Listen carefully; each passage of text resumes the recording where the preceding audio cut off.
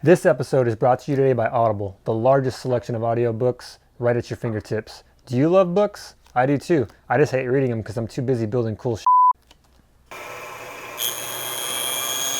So I use Audible to catch up on wise words from designers and furniture makers that constantly inspire me. The future is now. Download the app today and get a free audiobook. Cancel your membership at any time and keep that book. If you like the service, keep getting books and keep filling that big brain of yours. The link is in the description, or you can head over to audible.com/WilliamDouglasCo, or you can just simply text William Douglas Co to 500-500. Road to a Table, Part 1.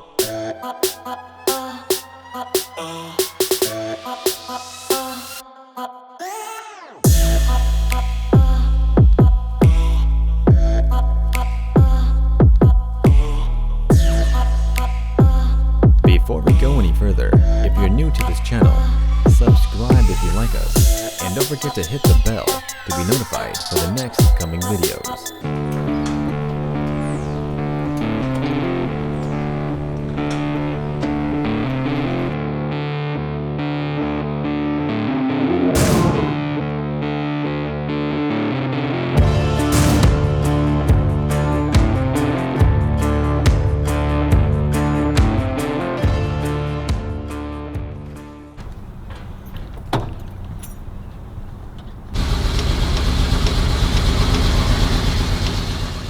So we're working on a dining table, like a Scandinavian design that we're doing for a client. We're really excited about it. It's pretty complex, pretty hard.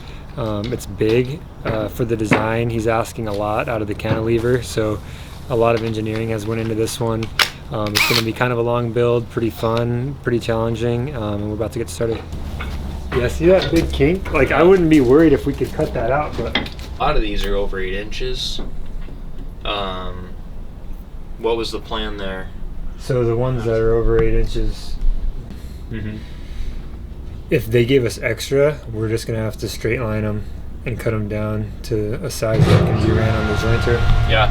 Like a thin, elegant tabletop, you know? Yeah. But it's actually thick for stability.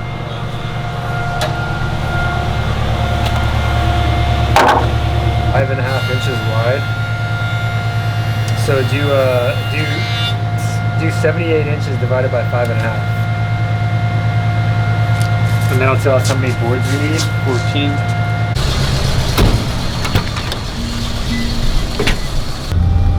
So what's the plan for today? You're gonna go put the wood in the workshop and go get some more wood at a. Do you go to a wood place? Like yeah, I call it place. I call it. There's a wood supplier here called Peterman Lumber. And I call in the order for them, and then they deliver it the next day. So plan for today is we're going to get all this wood loaded up, take it back to our storage unit, and then we're going to come back with some ash for the workbench, and we'll start milling that, and then tomorrow we'll mill the wood for the dining table.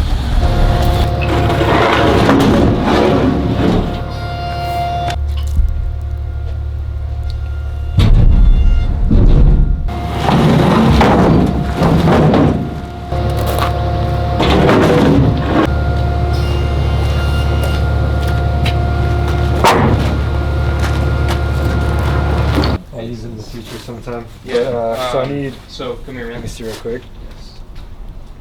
I need 100 and like roughly 137 board feet of 8-quarter walnut. If it is something that's bigger or it's thicker in the middle, we don't get it stuck. It's going to be a little while. Like some of these are like a little thinner than others, right? And you're not going to be able to get all this out. I'm going to cross-cut this one actually because this is the one that's thinner.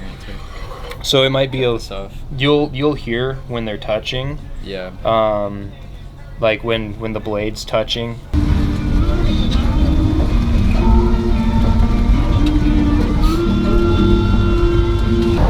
There's a place in Seattle that I remember specifically.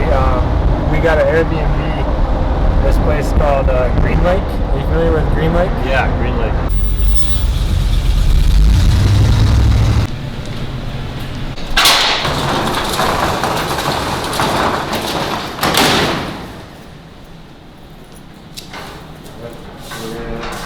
Pre-wall first. Yeah. And that makes sense, unless we need to get space in here.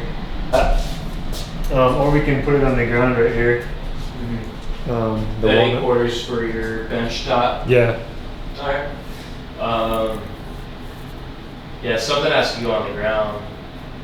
How about we take half this stack now? Yeah.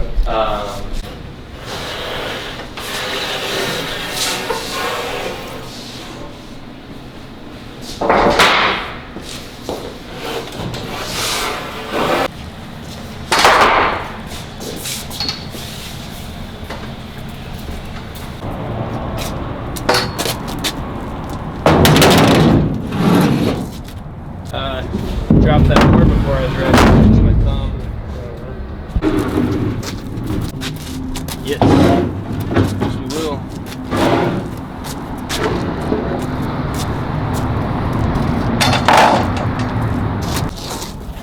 Okay. Like a shop space is really expensive, but a storage unit, you get all this space, and you like if you're smart about it, you can really like maximize.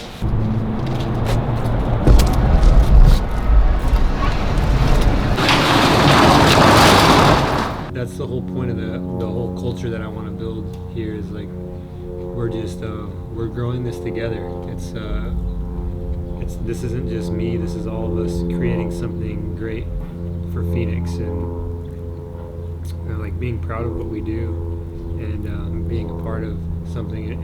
Like all of the right people, like you said, they just come, man. Like it's if I went out and looked for a media person, it just wouldn't feel right. Like but like you were drawn to what we were doing. It came at the right time. It's like shit's just falling into place, you know.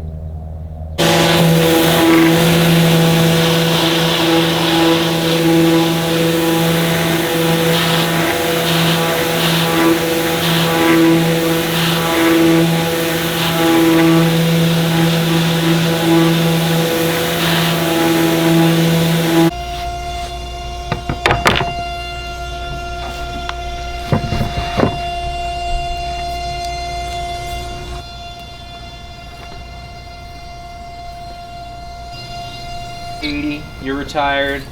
Everything you do is just for passion now. You ain't making any money. And I know that at some point I'm gonna die. Yeah. But I don't know at what point. Yeah, exactly. No, still wouldn't make it. Still want to do it? No, it's not important enough. Dude, they're freaking expensive, man. Oh, is that one? I don't know, man. Probably several thousand. We need to be in the coffin business. Well, I'm more about cremating, dude. Dude, I don't know. Something about being cremated makes me feel like people are dying. They're having to expand cemeteries. We're expanding cities.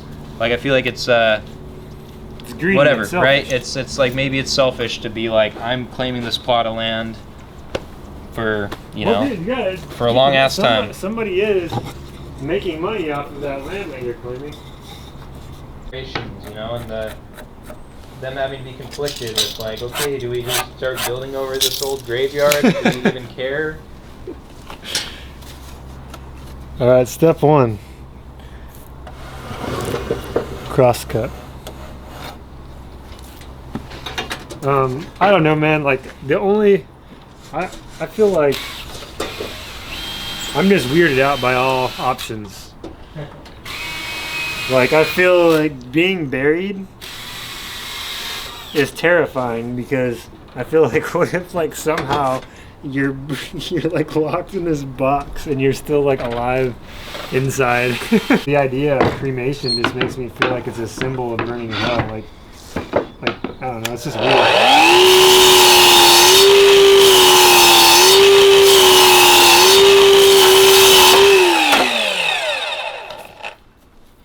Family owns it, maybe like, you know, it's just like a building to store bodies. My grandma went in a concrete wall.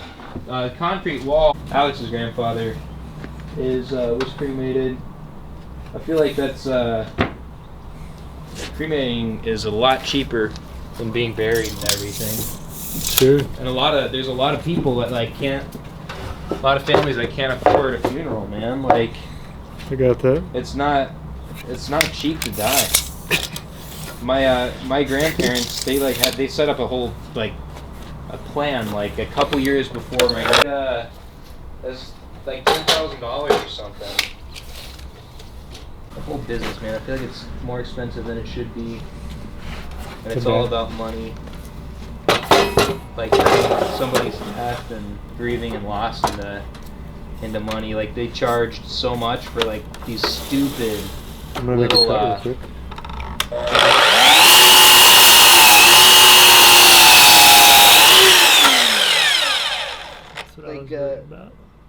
little programs or whatever where it has like you know, his name, and they wanted like a few $100s for printing those out. We found something wrong here.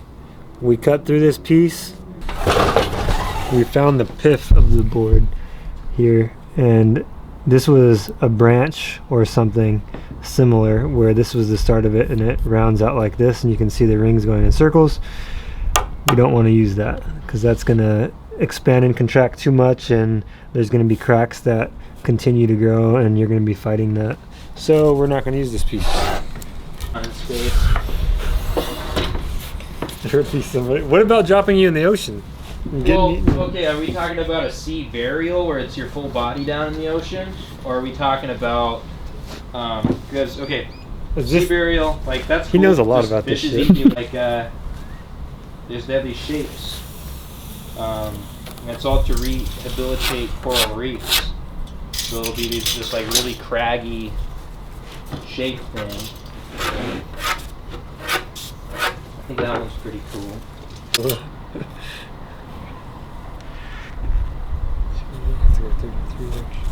People will probably be trying to ride that out while still alive. Just like, this is the way I die. Send me into space. So we are trying to decide what pieces of wood we want for what, and we're avoiding defects that are going to come in any board that you get. So here, I know that this is not usable because I have a huge check right here, which is going to continue to grow. So we got to cut that check out. This right here, some people would call it a crack. The technical term in woodworking is a check that continues to grow. So you got to cut that out, and then you work from here out. So that gives us our working space. So I'm looking at the way that the grain is moving and the way that my legs have to fit on here. And I'm making decisions on what pieces I want to get out of this board. So these are going to be the legs for the table that we're working on. These boards are a little bit wider than normal. I had to pull at least 9-inch wide boards in order to get the whole profile of the leg out of it. The tabletop doesn't need to have boards this wide, but I can't use anything under 9 inches for the legs. So being that they're wider than normal, we get defects more in these boards than you would in some of the other ones. You get a little bit more wild grain. You get knots that you have to work around.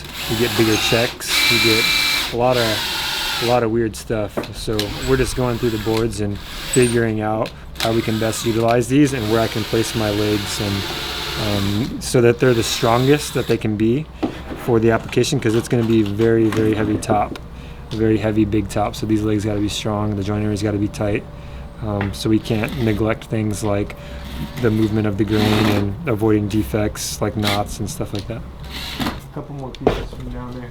Tomorrow, Sure. Just remind me to bring another board that is as close to 9 as possible.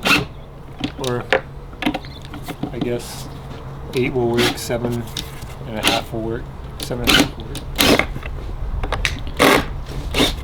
Hey Ben, what are you making? I'm making a casket for a cat.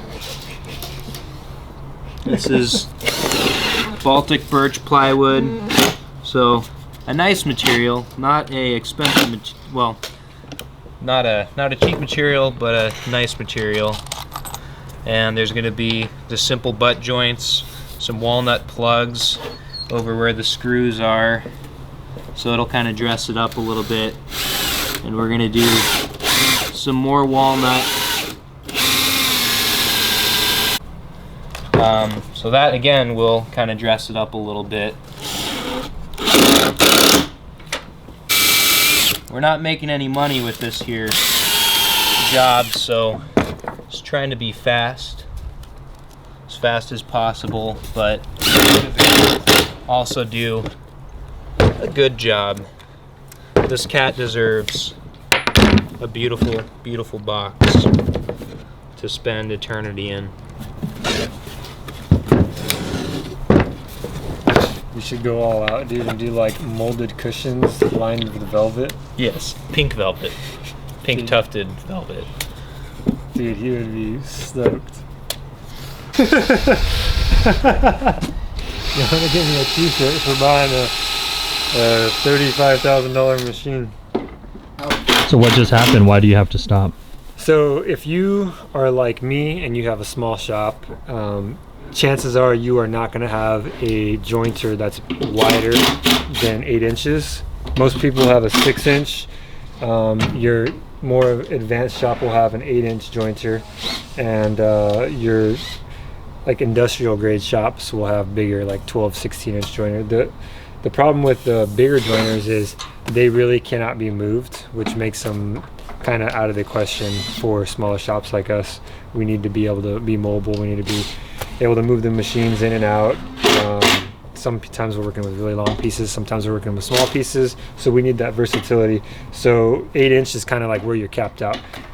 So for this table, we need a 9-inch minimum wide board. So that means I can no longer joint my face through our jointer because I only have an 8-inch bed. Maximum that can go in here is 8 inches. So what that means is I can either set up some jig and run it through the planer, which is not ideal. I could go to a friend's shop, use their shop to joint the face of this, because my planer is big enough to do the other edge, but you have to joint first. But what I'm going to do, since my pieces are small enough, I'm going to put them on my CNC and I'm going to surface them flat, and then I'm going to go from there to my planer, and we'll do that tomorrow. This video was brought to you by Audible. So yesterday we ran out of wood for the legs because there was too many defects in some of those boards that we needed. So I went down and got some more wood, and we're finishing up the milling process for the rest of the legs that we need to CNC for the dining table.